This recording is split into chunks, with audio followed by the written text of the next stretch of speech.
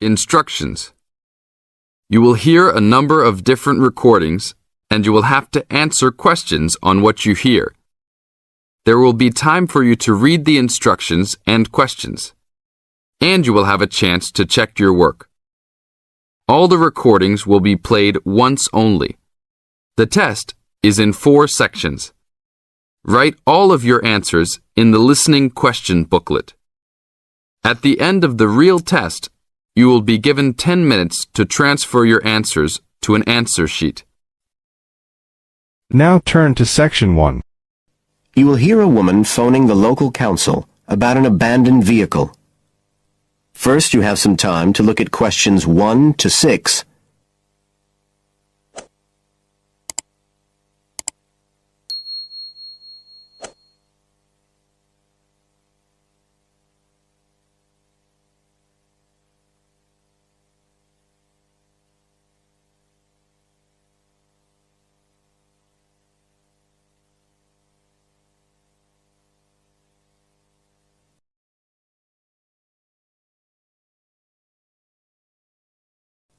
Now we shall begin.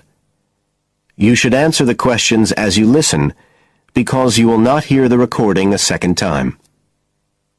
Listen carefully and answer questions 1 to 6.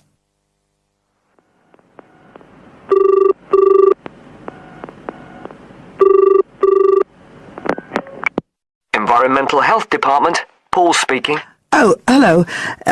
I wanted to report a vehicle that's been left parked near where I live.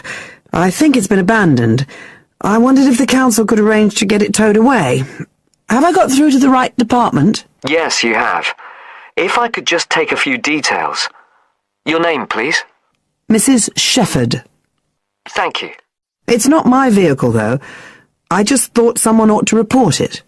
No, that's fine. What I need to do is take some details first, then we can decide what to do about the problem. Oh, I see. So the next thing I need to know is your address. Right, it's 41 Lower Green Street, Yes? Barrowdale. And the postcode's WH4 5JP. Fine. And if I could just ask for a telephone number. It's 01778 552387. I'm out quite a lot, but you can just leave a message on the answer phone if you need to. Or I could give you my mobile number. That's all right, don't worry. Now, could you tell me a little more about this vehicle? You say it's been abandoned. Well, it certainly looks like it. Can you give me an idea of where it is? Yes, it's near the main road that goes through Barrowdale. Is that the A69? Yes, that's right. Now, there's a primary school just towards the end of the village, and then next to that, next to the children's playground, there's a field, and it's in there. Oh. I wonder how it got in there. Well, there's a gate to allow farm machinery in and out. I thought something ought to be done about it. The children from the school might start playing in the vehicle and lock themselves in or something. Yes, you are quite right to report it. And what type of vehicle are we talking about here? It's a van, actually. You know, the sort with just a couple of little windows at the back. Right. You don't happen to know the make and model, do you? Oh, yes. I went and had a look and got all the details. I thought you might need them. I'm surprised the school hasn't contacted you about it. Anyway, I wrote the details down. Right. It's a Catala, and the model's a Flyer 2000. Is that Flyer? That's right. Very good. And the colour? Well, it's not all that easy to see because it's absolutely filthy. And actually, it looks as if it's had a paint job at some stage. It's blue, but you can just see white underneath where it's been scratched. Right. Well, I'll just make a note of the present colour, and if you could just tell me the vehicle number. Did you make a note of that? Oh, yes. It's S322GEC. Okay. Before you hear the rest of the conversation, you have some time to look at questions 7 to 10.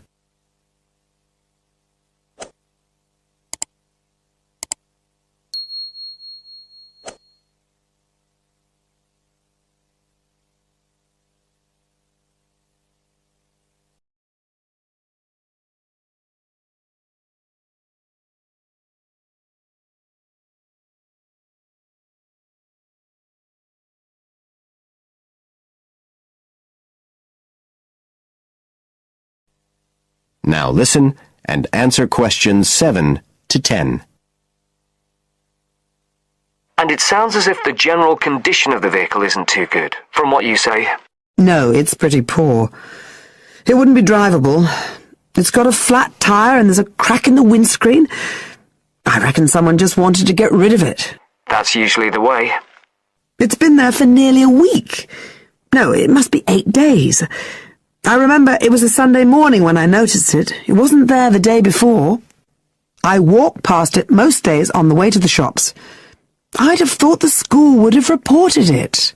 Does the field actually belong to the school? No, it's part of Hill Farm Estate. Right.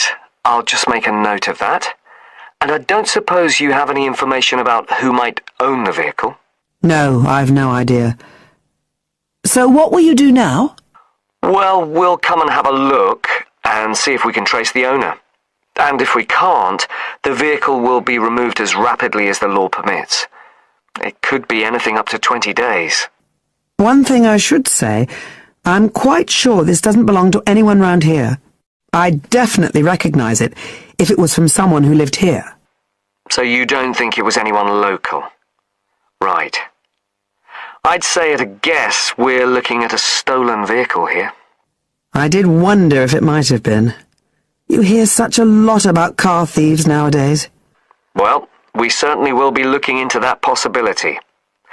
Anyway, thank you for contacting us, Mrs. Shefford, and we'll keep you informed of what happens. Right. Thank you very much. Goodbye. Goodbye. That is the end of Section 1. You now have half a minute to check your answers.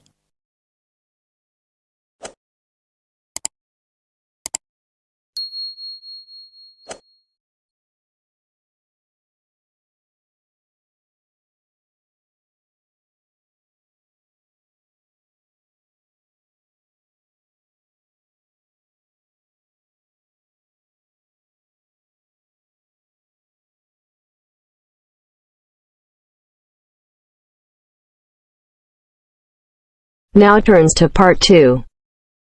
Part 2. You are going to hear a conversation between a student and a driving instructor.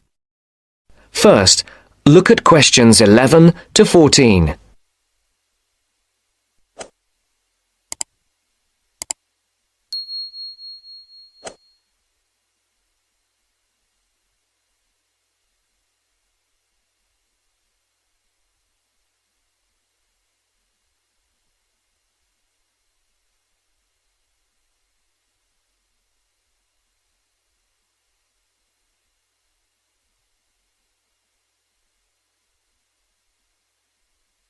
Listen carefully and answer questions 11 to 14. Hello, I'm going to be your driving instructor today. Are you ready to begin? Hi, hope you don't mind. It's my first time driving a car. Of course not. That's my job. I teach people like you how to become a safe and responsible driver. So let's begin. Remember, the most important rule of driving: safety first. There are some steps to follow. First, you should put on your seatbelt. You should always remember to do that. In case of an accident or emergency, having a seatbelt on is of utmost importance. Okay, I have my seatbelt on. Now what should I do? Start the car. Good. Now make sure that the steering wheel is in the proper position and that your seat is not too far or not too close to the pedals. I'm all ready to go. Should I shift into first gear? Don't forget to put the parking brake down. You don't want to drive with that up. Oh yeah, I almost forgot. If I have the parking brake on, I won't be able to accelerate. Yes, that's right. Now put the car in reverse and slowly back out of the parking space. Good. Put the car in first gear. When should I shift? Is it better to shift slowly or quickly?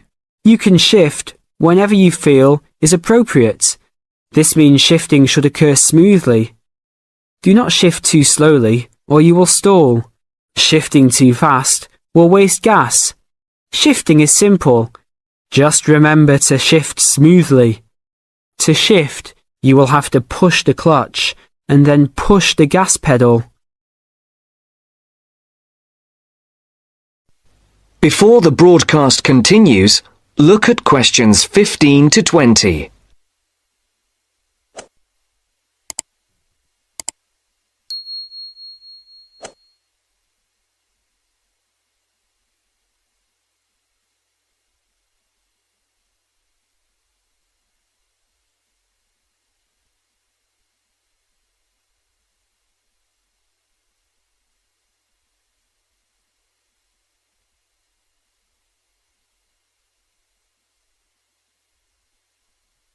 You will now listen to the second part of the talk. And answer questions 15 to 20.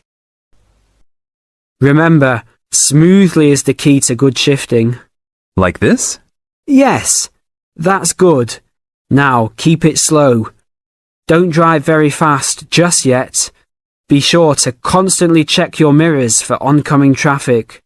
Always be aware of everything that is around you, including 3 important things. Remember these 3: people crossing the streets, other cars, and bicycles riding next to you. What should I do if I see a yellow light? Well, it's always better to brake instead of trying to run it. But if you're travelling at a speed where it's impossible to stop in time, then you should try to make it across the intersection. But remember, you should always try to stop. It's the safest way to avoid an accident. Even if I have to brake very suddenly? Yes, even if you have to brake suddenly. What about if a driver behind me is going a lot faster than I am? You should always be ready to move to a slower lane if a driver behind you is forcing you to go faster than you are comfortable with. Never try to speed up to accommodate a faster driver. You could risk an accident or a speeding ticket. It's better to let him go. That sounds like good advice. Be careful. There is a sharp turn up ahead. Remember to brake before turns. Otherwise, you might flip over if your speed is too high going into a turn. Got it. I know that I should always try to observe all traffic safety. That's right. If safety is not your first priority, it will make driving very dangerous for you and other drivers on the road. Okay, park the car here. You did a great job today for your first day. I'll see you in 3 days. Thanks so much. I will see you then.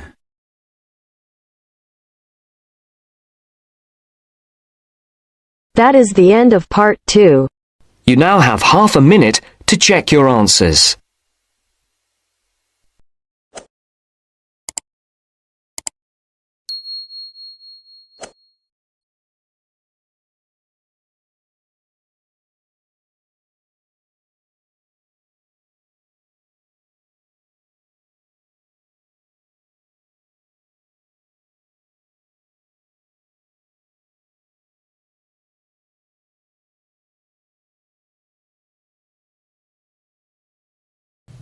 Section 3.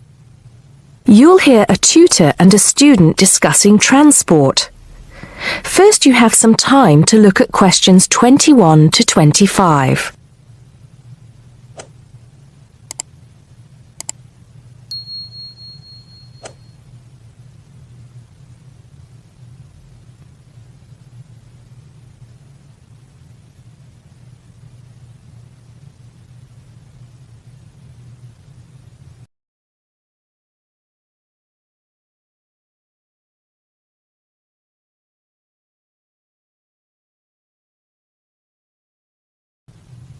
Now listen carefully and answer questions 21 to 25.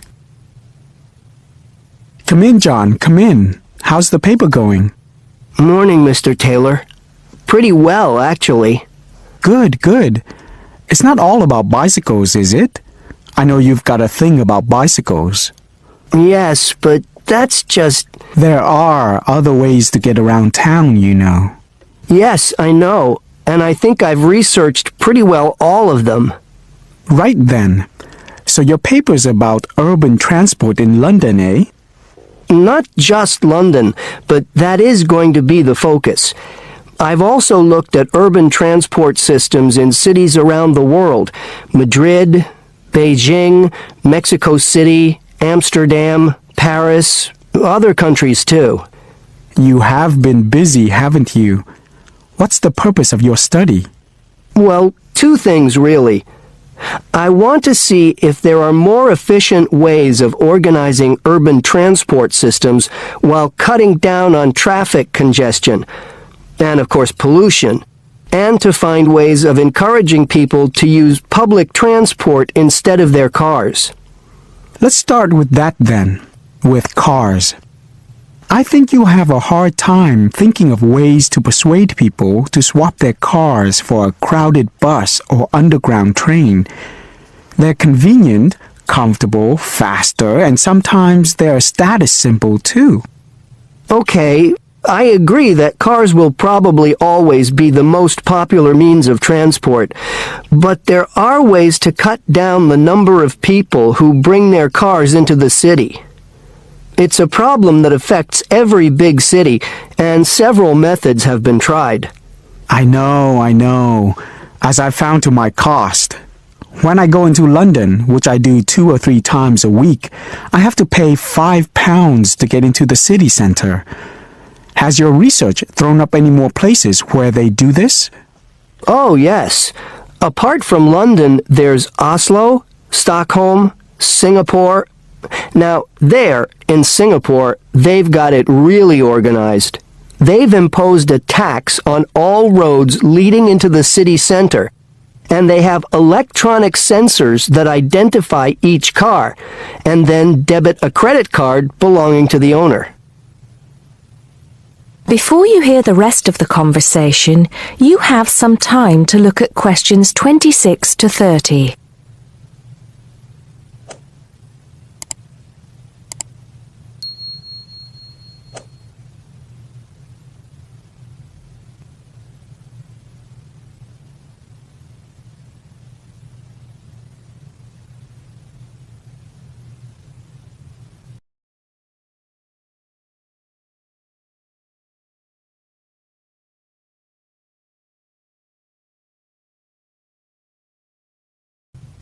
Now listen and answer questions 26 to 30. And other cities, instead of charging motorists to come into the city center, have tried other measures. Such as? Well, in Athens, cars are only allowed to go into the city center on alternate days, depending on their license plate number. In Bogota and some other Latin American cities, such as Quito and Sao Paulo, they've developed what is called a BRT system. A what? A BRT system, a bus rapid transit system. People leave their cars outside the city and take buses, which have special express lanes into and through the city. It's been so successful that they're trying it out in Mexico City, Beijing, Seoul, and Taipei. And other cities are pedestrianizing more and more areas of the city center. I see. How have these measures affected traffic congestion and pollution levels? In most cases, it has led to a reduction in the number of cars entering the city center. Certainly in Singapore, where it's now much easier to move around the city and the air is much cleaner than most other cities in that part of the world. London too, I believe. I can give some facts and figures if you like. Please do. In the first year after the tax was introduced, the number of people using buses to get to the city center rose by 38%. Really? 38%? Incredible! Yes, and the number of cars entering central London dropped by about 18%. There's more. The number of people using bicycles and mopeds went up 17%. I knew we'd get to bicycles at some point. Well, yes. In the city, the bicycle has a lot going for it. You can avoid traffic jams, there are no parking problems, they don't pollute, they're cheap to run, and they don't cost very much. Oh, and here's another fact for you. You can fit 20 bicycles in the space needed to park one car. Well, I never. But I can't see it catching on. Besides, we seem to be getting off the point. Not at all. China, Japan, and Holland have all integrated bicycles into their urban transport systems. In Holland and Japan, they've got special parking areas for commuters who get to the station by bike.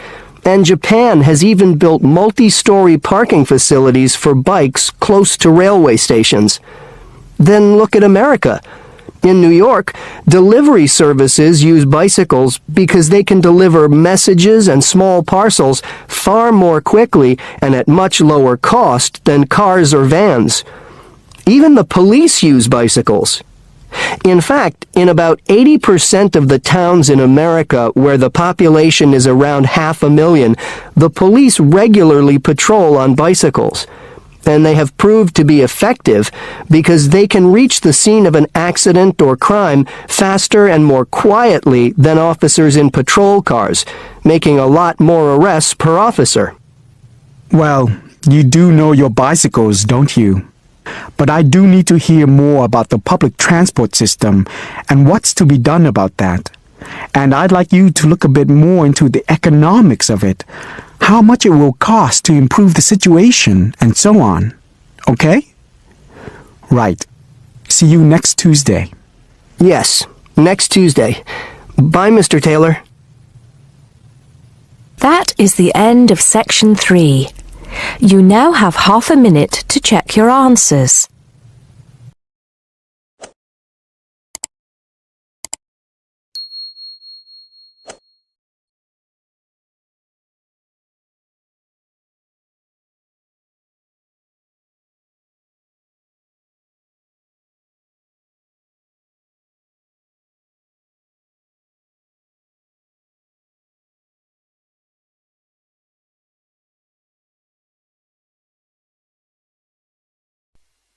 Now turns to Part 4. Part 4. You will hear part of a lecture on cities of the future. You now have 30 seconds to read questions 31 to 37.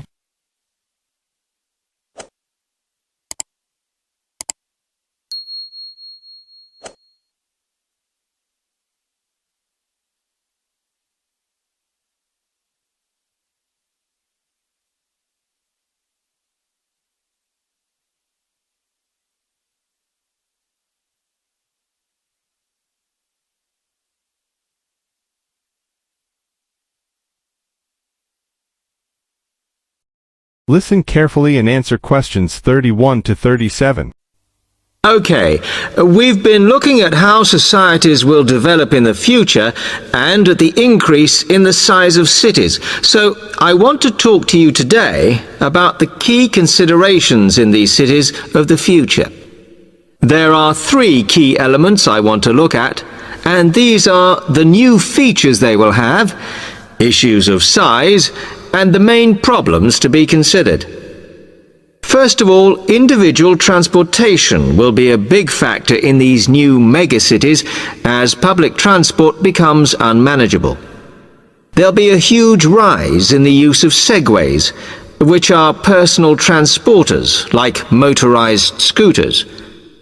As a result, and partly also to reduce pollution, roads will be altered so that they are narrower and will take up less of a city's space than they do currently. Naturally, this is a major change to the infrastructure, and something that may hinder it is the huge amount of investment it will require. The next thing is, what is going to happen to the commercial areas? We do not want these to become even larger concrete jungles than they are at present, so we have to look at design. And current designs for city development include building gardens on the roofs of these buildings to make a more pleasant environment for workers. And you may think that these areas will expand to cope with increased commercial activity. In fact, the prediction is that they will cover 1/5 of the area that they do at present as we build upwards. The exception to this is shopping centres, which we predict will expand with more and more temperature-controlled malls. What may cause difficulties is that the superstores will be confined to the outer edges of the city, as they will be too big to fit into the new malls. Then, of course, there are the residential areas, and these will undergo their own changes. One particular development will be houses which are built from glass, as innovations in this material allow it to provide light without causing problems with temperature inside a building. The residential areas will not be allowed to expand without limit, as happens in some areas at present, and their size will be restricted to a population of 15,000. One issue, which has yet to be resolved, and I'm not sure it ever will be, is how we manage to house older residents. They will be increasing in numbers as time goes on. Finally, how will these cities live? We know we have limited energy sources, so what will we do? Well, something currently in development, which will be a feature, is that waste is going to become an energy source. For example, to provide gas in homes. Also, as new technology and systems are developed, we will find that energy plants will become smaller. Another energy source we could use, but one which raises issues of having enough space and too much noise, is wind farms. Because of the problems, I'm not convinced these will be the grand solution to our energy problems that we thought they were going to be. Now you have some time to look at questions 38 to 40.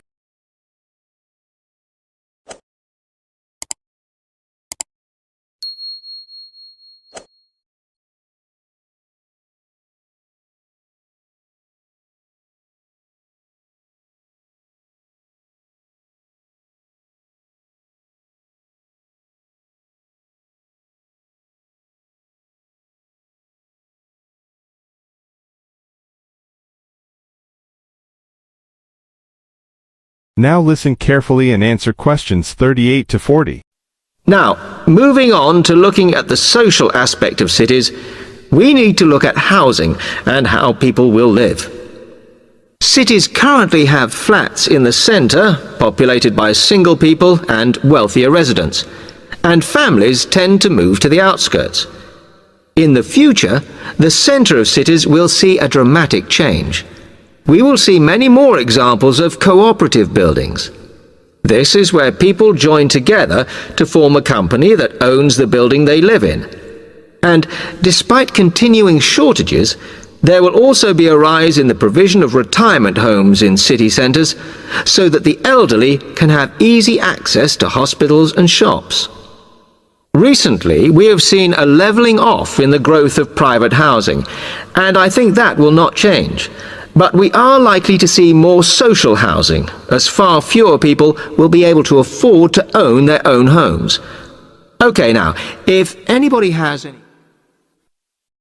That is the end of section 4. You now have half a minute to check your answers.